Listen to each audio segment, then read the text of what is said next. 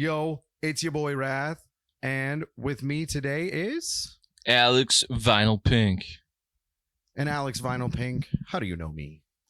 from being in our Aquabat band. Are you my Travis Barker? Whoever the bass guy was. Bass guy. I don't know the bass guy. It might have been the robot. The robot. Oh. Might have been the robot. Alex might have been the robot. You heard it here. But we toured a couple times with Wrath and the Wise Guys and Social Infants. That's crazy. The Social Infants. You're in the Social Infants. I was.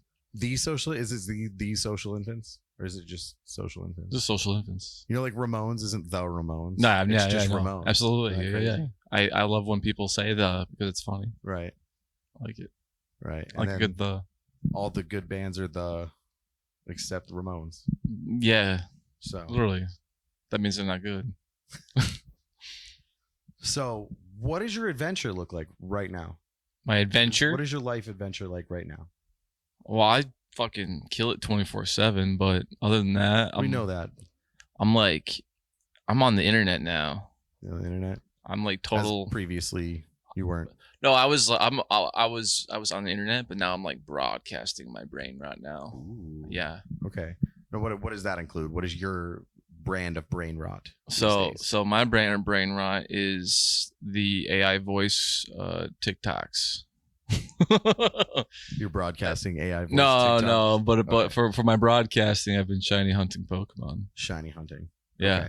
Now, I'm a nerd, so I kind of know what that is. Yeah. But for people who don't, what is a shiny Pokemon, if you will? A shiny Pokemon. Like a holographic card. You open up the pack. It'd be kind of cool. But it's a different colored mon. The mon is different color than it's supposed to be. Okay. But I like repetitions. It seems I like to repetition, and I like to patience. I don't know. So I like fishing. It's like fishing. Okay. And every as we all know, every good game has a fishing mini game in it. That's one of the That's true. The standards for a good game. Is that really? Yeah. So I've been watching your stream. I'm a fan. That's why you're here. That's right. Because I conned one of my favorite artists to come over to my house and spend a night with my wife and I. And sounds like so I've been watching your stream. Yeah. And how many, I'm sure you have it written down and memorized, how many restarts did it take to get your shiny first Pokemon? So it took 7. So to iterate what that means, to soft reset your console to reset the game. So in your first starter Pokemon, you have to reset the game over and over until it shines. So I did that 7,800 times, which took me from February 12th to the 20th of March. 20th. So that was a month and a quarter. Wow. Like a month and a week. That's crazy. Mm-hmm. So, and I've seen your stream. Again, I'll reiterate. I've seen it. Mm-hmm. That's important. People should know. People need to know what I'm watching. Now, so you're playing 4 games simultaneously. Yes. Now, obviously, that increases odds. Yes. You know, I mean, like, may or may not. And the odds, in I should the same say, way, right? Because like it could go up to 9,000 total restarts. Yeah. So I should say you could never get it on all of them. True. You know, but there's the possibility. It's not impossible. Obviously, it increases improbable. Your chances. Yeah. Right. But you've got 4 games going at the same time. Yes, and I should probably tell the people what the odds are. What game is that, and what game are you on right now? So on Pokemon Platinum, the odds are one out of 8,192. Those are the odds. 8,192 encounters. Yeah. Like one out of that. One out of. And like you said, you can go over odds because that's how probability is, right? And you count every every restart. encounter. Yeah. So every time you restart with 4 games, you count it as 4. It's 4. But it could be 4 times. Absolutely. 8,000. I did the math. They could all be. So the math is you divide 7,800 by 4. It was like 1,900 and something on one console. So that way. Wow. Okay. Right. It's way under odds in that way. Right. Smart. That's a very smart. I did notice that 3 of the versions are Japanese. Yes. Does that change odds? Does it No, same odds. It's all the same. It's Okay. just cheaper to buy Japanese cards because there's way more than there are American cards. Interesting. Yeah. But you have the American one. You can read the yeah, English as on long one screen. every stream I do has to have at least one English, so I know what I'm doing. Right. That makes sense. Because I am illiterate. That makes sense. What would you say was your last? What I mean, you were in Social Infants. We toured a couple times, and I guess before you started doing this stream, what do you feel like was your biggest accomplishment or your biggest sort of hurrah that you created or were a part of?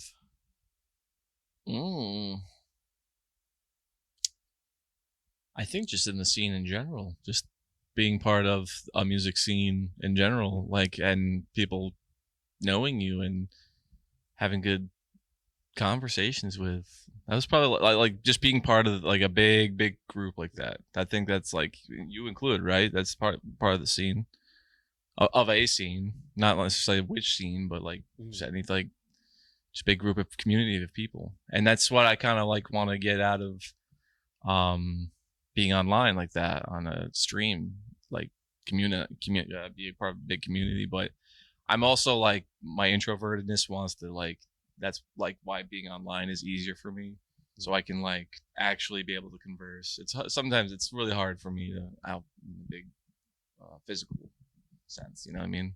Right. But like we started a I had a viewer on stream start a Discord channel where we can all get together, talk about movies and TV shows and anime and all that. So that's pretty fun. And I found this new band called Earthists that they showed me on the Discord, and it's like I would have never have known.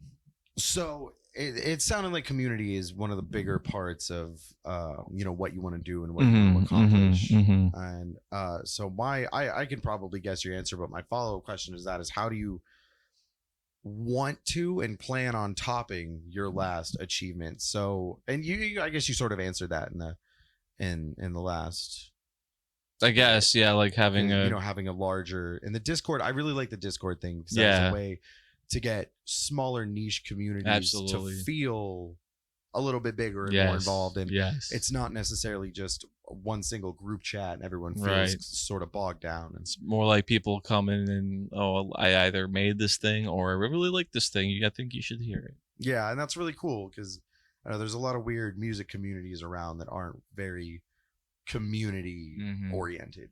I think it gets really hard when you just like when you're being in a scene, it tends to be one genre, right? So this is like for people, especially like I like a lot of things and they're not always related, right? So that's how I see some things. It's like I love show tunes, but I also love death metal, right? And I don't know where I'm going with that, but I just wanted to say that. No, but it makes sense because if you're talking about, especially in like, we come from like punk backgrounds or whatever, and if people I've found are relatively closed-minded and stuff, comparatively to the rest of other niche communities, they're way more accepting of outside interests. Right. Where in punk, it's a very boxed in sort of thing from the people who call themselves the most open-minded. Yes. And so, I mean, like I listen to techno and shit, and there's a lot of people that would disown me for, like, which just doesn't work like that. So, I like techno way. But yeah, I mean, so Discord, I think that's a great opportunity for people, especially on the internet, to connect. And I think it's a great time for creators because those small communities, they do feel so tight knit, and when you can't have that in person with the people that you want, it's a really nice alternative, and where you can go to do that. So I met you were playing bass in a band called Social Infants. Yes. So obviously our relationship is very music and that sort of performance based, but just starting out, and then it turned into something else. But so for you, is and has your drive always been more music or more, I think just more gaming or filming based, or did it start somewhere else and evolve more into music, or how, or is it just how your path has gone? Or I think how path has gone. So when I moved down here from upstate New York in 2016, so I've been only here for not even 10 years. It was always music. Like but then video games started coming in a lot more, because I'm like, oh, I'm a big homebody. I do love being like the coziest of cozies, right? But yeah, I think there's like, I had these periods of time where I want to get out and do something out in the world rather than at home. And I thought starting a band would actually be like the perfect way. So I'm like, okay, I know how to play guitar, and I was trying to play guitar at the time. Guitarists always have to sacrifice to be bass sometimes. Which I kind of realized I like the bass a lot more, honestly. Yeah. I'll be honest, because I'm like, I love rhythm more than shredding. I've never been a shredder. Mhm. I love like just rhythm. I always played rhythm for whatever bands I did in high school, because it was the easiest and I could still be part of it, right? Mhm. So the bass is like even more important. So I'm like, I can be I can be a bassist. And getting out, and we never really thought we would ever go as far as going on a tour ever. I don't think, especially me and Matt at the time. It was just us two for the first couple terrible shows. The first punk prom, Right. it was just me and Matt playing the backing tracks, and we bombed so hard. So you have a lot to thank Ian for. Yes, basically. Yes. I'm housing him. Yeah. That's how much. Well, that's a good thank you. That's a big I would thank say. you.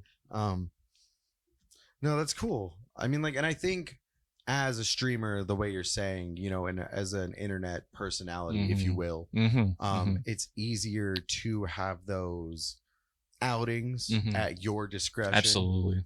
And you can drive the want for it.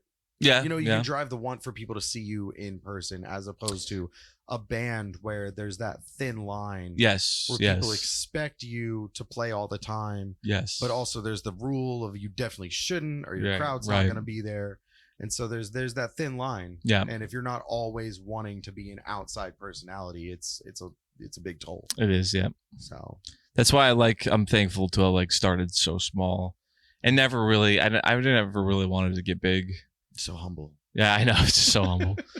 I'm like, if I had 300 people max that know about my art max, I'm fine with that.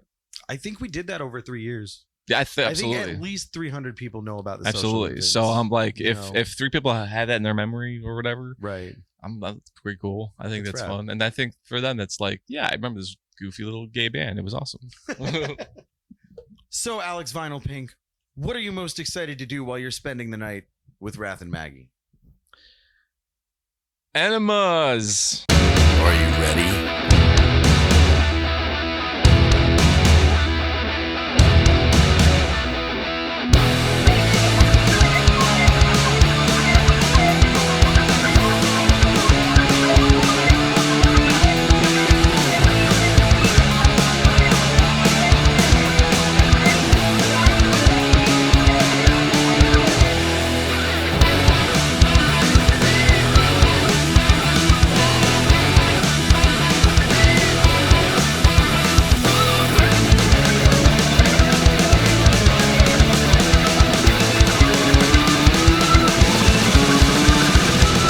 I live here. He's good.